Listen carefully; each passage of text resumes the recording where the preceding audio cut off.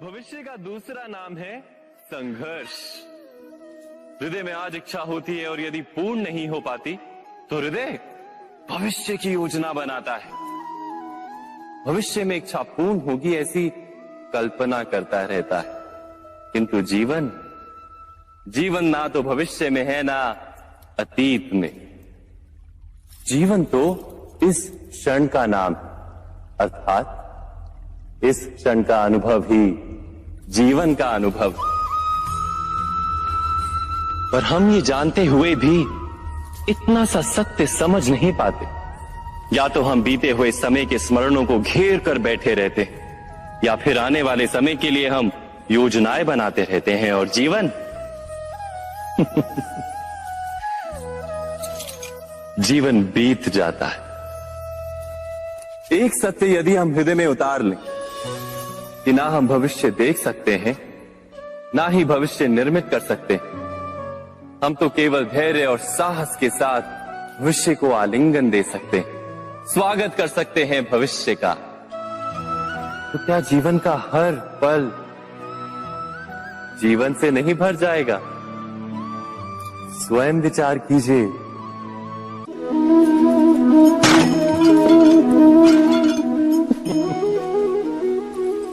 कभी कभी कोई घटना मनुष्य के जीवन की सारी योजनाओं को तोड़ देती और मनुष्य उस आघात को अपने जीवन का केंद्र मान लेता। पर क्या भविष्य मनुष्य की योजनाओं के आधार पर निर्मित होते हैं? नहीं। जिस प्रकार किसी ऊंचे पर्वत पर सर्वप्रथम चढ़ने वाला उस पर्वत की तलाई में बैठकर जो योजना बनाता है, क्या वही योजना उसे उस पर्वत की चोटी तक पहुंचाती है? नहीं। वास्तव में वो जैसे जैसे ऊपर चढ़ता है वैसे वैसे उसे नई नई चुनौतियां, नई नई विडंबनाएं, नए नए अवरोध मिलते हैं। प्रत्येक पद पर वो अपने अगले पद का निर्णय करता है। प्रत्येक पद पर उसे अपनी योजनाओं को बदलना पड़ता है। कहीं पुरानी योजना उसे खाई में ना ढकेल दे। वो पर्वत को अपने योग्य नहीं बना पाता, केवल स्वयं को पर्वत के योग्य बना सकता है। क्या जीवन के साथ भी ऐसा ही नहीं?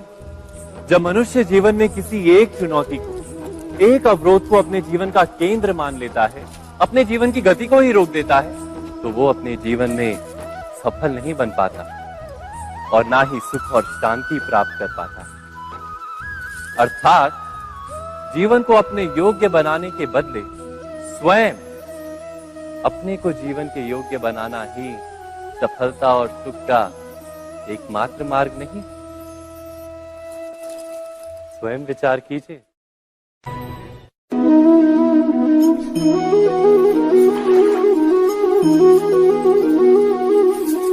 पिता सदा ही अपने संतान के सुख की कामना करते, उनके भविष्य की चिंता करते रहते। इसी कारणवश सदा ही अपने संतानों के भविष्य का मार्ग स्वयं निश्चित करने का प्रयत्न करते रहते। जिस मार्ग पर पिता स्वयं चला है, जिस मार्ग के कंकर पत्थर को स्वयं देखा है, मार्ग की छाया, मार्ग की धूप को स्वयं जाना है, उसी मार्ग पर उसका पुत्र भी चले, यही इच्छा रहती है हर पिता की। निस्संदेह उत्तम भावना है ये, किंतु 3 प्रश्नों के ऊपर विचार करना हम भूल ही जाते हैं। कौन से प्रश्न? प्रथम प्रश्न, क्या समय के साथ प्रत्येक मार्ग बदल नहीं जाते? क्या समय सदा ही नई चुनौतियों को लेकर नहीं आता? तो फिर बीते हुए समय के अनुभव नई पीढ़ी को किस प्रकार लाभ दे सकते हैं? दूसरा प्रश्न, क्या प्रत्येक संतान अपने माता पिता की छवि होता है? हाँ, संतानों को संस्कार तो अवश्य माता पिता देते हैं, किंतु भीतर की क्षमता तो ईश्वर देते हैं।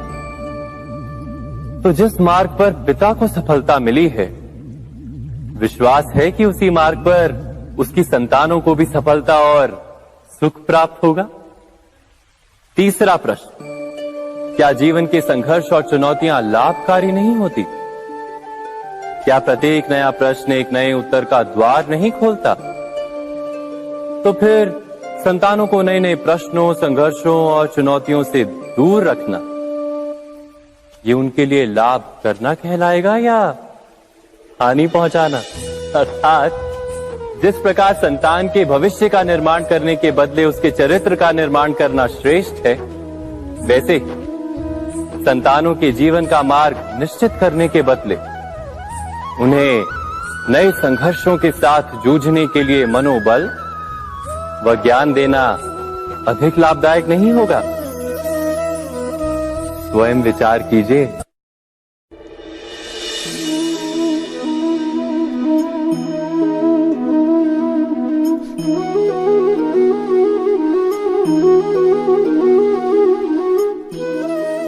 जीवन का हर क्षण निर्णय का क्षण होता है। प्रत्येक पद पर दूसरे पद के विषय में कोई निर्णय करना ही पड़ता है और निर्णय अपना प्रभाव छोड़ जाता है। आज किए गए निर्णय भविष्य में सुख अथवा दुख निर्मित करते हैं, ना केवल अपने लिए, अपने परिवार के लिए भी, आने वाली पीढ़ियों के लिए भी। जब कोई दुविधा सामने आती है तो मन व्याकुल हो जाता है, अनिश्चय से भर जाता है। निर्णय का वो क्षण युद्ध बन जाता है और मन बन जाता है युद्ध भूमि। अधिकतर निर्णय हम दुविधा का उपाय करने के लिए नहीं, केवल मन को शांत करने के लिए लेते हैं। पर क्या कोई दौड़ते हुए भोजन कर सकता है? नहीं। तो क्या युद्ध से जूझता हुआ मन कोई योग्य निर्णय ले पाएगा? वास्तव में शांत मन से जब कोई निर्णय करता है तो अपने लिए सुखद भविष्य बनाता है, किंतु अपने मन को शांत करने के लिए जब कोई निर्णय करता है तो वो व्यक्ति भविष्य में अपने लिए कांटों भरा वृक्ष लगाता है। स्वयं विचार कीजिएगा।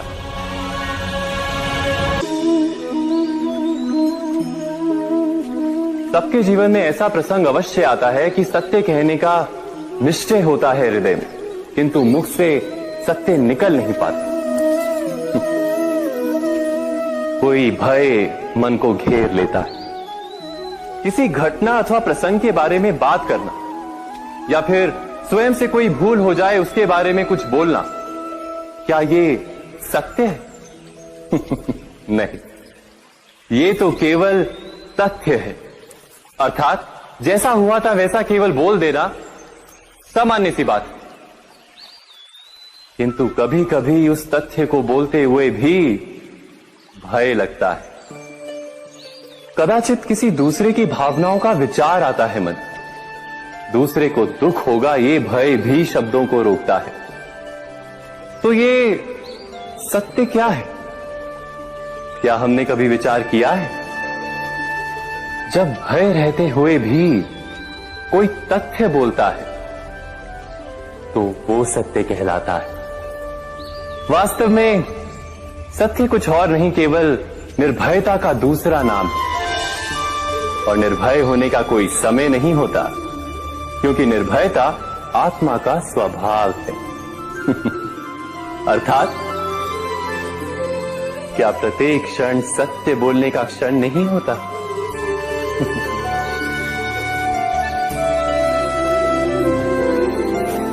स्वयं विचार कीजिए। जीवन में आने वाले संघर्षों के लिए जब मनुष्य स्वयं को योग्य नहीं मानता, जब उसे अपने ही बल पर विश्वास नहीं रहता, तब वो सद्गुणों को त्याग कर दुर्गुणों को अपनाता है। वस्तुतः मनुष्य के जीवन में दुर्जनता जन्म ही तब लेती है जब उसके अंतर में आत्मविश्वास नहीं होता।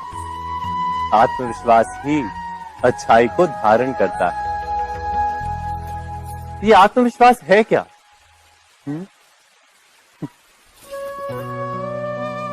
जब मनुष्य ये मानता है कि जीवन का संघर्ष उसे दुर्बल बनाता है, तो उसे अपने ऊपर विश्वास नहीं रहता। वो संघर्ष के पार जाने के बदले संघर्ष से छूटने के उपाय ढूंढने लगता है। किंतु जब वो ये समझता है कि ये संघर्ष उसे अधिक शक्तिशाली बनाते, ठीक जैसे व्यायाम करने से देह की शक्ति बढ़ती, तो प्रत्येक संघर्ष के साथ उसका उत्साह बढ़ता है। अर्थात आत्मविश्वास और कुछ भी नहीं, मन की स्थिति, जीवन को देखने का दृष्टिकोण मात्र है। और जीवन का दृष्टिकोण तो मनुष्य के अपने वश में होता है। स्वयं विचार कीजिए।